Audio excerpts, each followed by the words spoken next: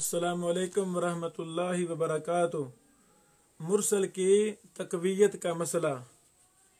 उस्ताद मोहतरम मुहद्दिसुल असर शेख रिशादुल कसरी हाफिज़हुल्लाह अपनी किताब तज़ीहुल कलाम सफ़ा नंबर 544 और 545 में इस मसला पर बात फरमाते हैं। फिर मुरसल को मुरसल से उस वक़्त कुव्वत होगी जब दोनों किबार ताबईन से होंगे।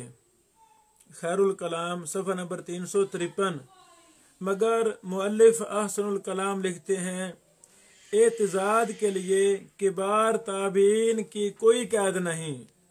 ये महज मुअल्लिफ मज़कूर की इख्तिरा है। अहसनुल कलाम जिल्द नंबर 1 सफ़ा नंबर 118। इमाम शाफ़िई रहमहुल्लाह ने अर्रिसाला सफ़ा नंबर 461 से 464 तक किबार ताबईन की मरासील का हुक्म बयान किया है और उन्हीं के मुतल्लिक फरमाते हैं। ये अर्रिसाला का सफ़ा नंबर 462 से इबारत नकल की है। उसके बाद सफ़ा नंबर 465 पर उन्होंने सिगार ताबईन की मरासील का हुक्म बयान किया है। जाहिर है कि एतजाद वगैरह की ये तमाम शुरूत किबार ताबईन की मुरसलात के मुतल्लिक हैं, सिगार ताबईन के बारे में नहीं। वरना लाजम आएगा कि इमाम शाफी रहमहुल्लाह उनकी मरासील को भी एतजाद वगैरह के साथ काबिल हुज्जत समझते हैं, मगर ये सही नहीं है। उस्ताद मोहतरम ने नीचे हाशिया में लिखा है, इमाम बहकी ने भी किबार ताबईन की मुरसल के बारे में एतजाद की शर्त को जिक्र किया है। ये किताबुल किरा सफ़ा नंबर 143 से इबारत नकल की है। इसी तरह उस्ताद मोहतरम ने सफ़ा नंबर 546 में 46 से पहले लिखा है, मुअल्लिफ खैरुल यानी बहस को मुख्तसर समझने के लिए ये एक सीधा और साफ रास्ता है, मगर अफसोस मुअल्लिफ अहसनुल कलाम खामखा उनसे नाराज हैं कि मुअल्लिफ खैरुल कलाम ने सिर्फ इमाम शाफी और उनके मुत्तबीन का नजरिया पेश करके अवाम को धोखा दिया है। लेकिन इमाम मालिक और इमाम अबू हनीफा वगैरह बल्कि दूसरी सदी के अवाखिर तक सारी उम्मत मुतलक मरासील को हुज्जत मानती है। अहसन जिल्द सफ़ा 119। उस्ताद मोहतरम लिखते हैं, सारी उम्मत के दावा की हकीकत हम पहले बयान कर रहे हैं और ठोस हवालों से साबित कर चुके हैं कि ये महज हवाई किला है जिसमें हमारे मेहरबान अपने नाखानदा हवारियों को बंद करके खुले नहीं समाते।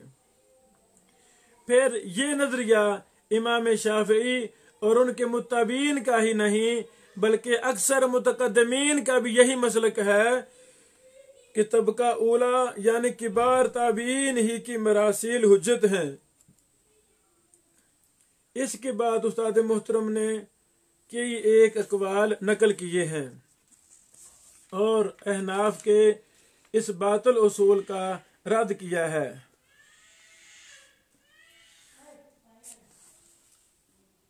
एक हवाला हम नकल करना चाहते हैं। हाफिज इब्ने हजर ने यह भी जिक्र किया है कि अक्सर फुकहा का मसलक ये है कि मुरसल एतजाद के बगैर काबिल हुज्जत नहीं है। अनुकत जिल्द 2 सफ़ा नंबर 551। और मालकिया में इमाम इब्ने अब्दुल बर और हनफिया में इमाम अबू बकर राजी फरमाते हैं कि उसी ताबी की मुरसल का एतबार है जो ज़ुअफ़ा वैत न करे। इस तरह दीगर के ये एक हवाले उस्ताद मोहतरम ने यहाँ लिखे हैं।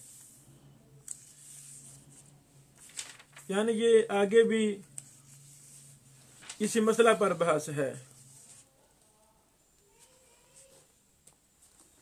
اسی مسئلہ کے متعلق چند اور حوالے بھی ہمیں ملے ہیں۔ یہ مقالات اثریہ شیخ خبیب احمد حافظ اللہ کی کتاب ہے، صفحہ نمبر 91 میں لکھتے ہیں، امام بہقی رحمہ اللہ کی عبارت نقل کرتے ہیں۔ امام بہقی رحمہ اللہ فرماتے ہیں، کبار تابعین کی مرسل بیان کرنے والا کبار تابعین میں سے ہو، جب وہ اس شخص کا نام ذکر کرے جس سے حدیث سنی ہوتی ہے تو وہ ایسے لوگ ہوں جو عادل ہوں، ان کی خبر پر اعتماد کیا جاتا ہو۔ ان اوصاف کا حامل راوی جب مرسل حدیث بیان کرے تو اس کی مرسل حدیث کو دیکھا جائے گا کہ کوئی دوسرا اس کا مؤید ہے یا کسی صحابی کا قول اس کی تائید کرتا ہے، یا اس کی طرف عام اہل علم گئے ہیں۔ ان تین قرائن میں سے ایک قرینہ بھی اس کی تائید کرے تو ہم احکام شرعیہ میں اس کی مرسل روایت قبول کرتے ہیں، لیکن کب؟ جب یہ شرائط پائی جائیں گی۔ دلائل النبوہ جلد 1 صفحہ 39، وہاں یہ عبارت موجود ہے۔ اسی طرح امام بہقی رحمہ اللہ فرماتے ہیں، منقطع جب منفرد ہو تو ہم اس کی حجیت کے قائل نہیں ہیں۔ جب اس کے ساتھ کوئی اور ضعیف روایت مل جائے یا اس کے ساتھ کسی صحابی کا قول مل جائے یا مراسیل اس کی تائید کریں اور اپنے سے اقوی معارض نہ ہو تو ہم اسے قبول کرتے ہیں۔ یہ معرفت سنن والآثار جلد نمبر 1 صفحہ نمبر 229 ہے۔ اسی طرح معرفت سنن جلد 3 صفحہ 485 میں امام بہقی لکھتے ہیں، جب اس مرسل حدیث میں صحابی کا قول مل جائے تو امام شافعی کے ہاں وہ حجت ہے۔ آگے یعنی مرسل روایت مرسل کی تائید کرتی ہے، مرسل کی تائید کرتی ہے۔ سنن کبری بہقی جلد نمبر 6 صفحہ نمبر 219 اور کی ایک حوالے لکھے ہوئے ہیں۔ مرسل کے شواہد اسے تقویت پہنچاتے ہیں۔ معرفت سنن والآثار جلد 2 صفحہ 460۔ مرسل کی تائید اگر کسی صحابی کا فتویٰ کرے تو وہ امام شافعی کے ہاں حجت ہے۔ معرفت سنن والآثار جلد 3 صفحہ 485۔ مرسل کی تائید اثار صحابہ وغیرہ سے ہوتی ہے۔ مرسل کی تائید سنن کبری للبیہقی جلد 10 صفحہ نمبر 304۔ ارسال اور ضعف کو شواہد اور آثار تقویت دیتے ہیں۔ دو مرسل حدیثیں ایک موصول ضعیف روایت سے مل کر تقویت حاصل کرتی ہیں۔ یہ بھی امام بہقی قول ہے، سنن کبری للبیہقی جلد 10 صفحہ نمبر 202۔ اس طرح مرسل روایت اقوال صحابہ اور قرآن مجید کی کسی عید کے ظاہر سے مل کر تقویت حاصل کرتی ہے۔ معرفت سنن والآثار للبیہقی جلد 3 صفحہ نمبر 406۔ اس طرح کے اور بھی کئی ایک حوالے ہمیں محدثین کی کتابوں سے ملتے ہیں مرسل کی اعتزاز کے مسئلہ میں۔ تو جب مرسل کسی کو تقویت دے رہی ہے یہاں مسئلہ اور ہے، لیکن جہاں مرسل کسی کو تقویت نہیں دے رہی، مطلق مرسل ہے تو وہ حجت نہیں ہے، وہ ضعیف ہے۔ صرف صحابہ کی مرسل کو محدثین نے صحیح کہا ہے، باقی کبار تابعی ہو یا صغار تابعی ہو، ان کی مرسل کو محدثین مطلق طور پر ضعیف کہا ہے۔ یہی بات راجح ہے۔ فضیلت الشیخ المحدث الدکتور محمد عبداللہ الاعظمی رحمہ اللہ نے الجامع الکامل کے شروع میں المدخل لکھا ہے۔ المدخل کا صفحہ نمبر 216، اسی طرح 217 218 میں مرسل روایت پر بحث کی ہے۔ تو پہلے امام محدث اعظمی رحمہ اللہ نے جو حدیث مرسل ہے اس کے بارے میں لکھا ہے کہ حدیث مرسل मेरी किताब की शर्त पर नहीं है। अल हदीसुल मुरसल लैसा मिन शर्तिल किताब, यानी मैं अपनी किताब में मुरसल को जिक्र नहीं करूंगा। फिर आगे कुछ इस पर बात की है कि मुरसल रवायतें ज़ईफ होती हैं। फिर सिगार सहाबा की मुरसल का हुक्म बयान किया है कि सिगार सहाबा के बारे में गालिब गुमान यही है अन्नहुम आखज़ूहु अनिस सहाबा, कि सिगार सहाबा ने उस हदीस को सहाबा से ही लिया है, गालिब गुमान ये है। वमिन नादिर अन यकून शेखुहुम ताबिईयन, और ये बात नादिर है, बहुत कम है कि सिगार सहाबा का उस्ताद कोई ताबी हो। वल हुक्म लिल गालिब, और हुक्म किसे होता है? अक्सरियत को, गालिब को।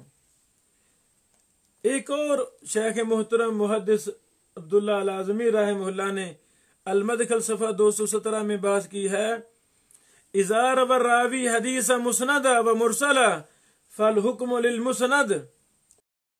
जब हदीस को मुस्नद भी बयान करता है और मुरसल भी, कभी उसको मुस्नद बयान करता है, कभी मुरसल बयान करता है, मुस्नद भी और मुरसल भी, तो फिर क्या करेंगे? फरमाते हैं फल हुक्म लिल मुस्नद, तो एतबार मुस्नद का होगा, मुरसल का नहीं होगा।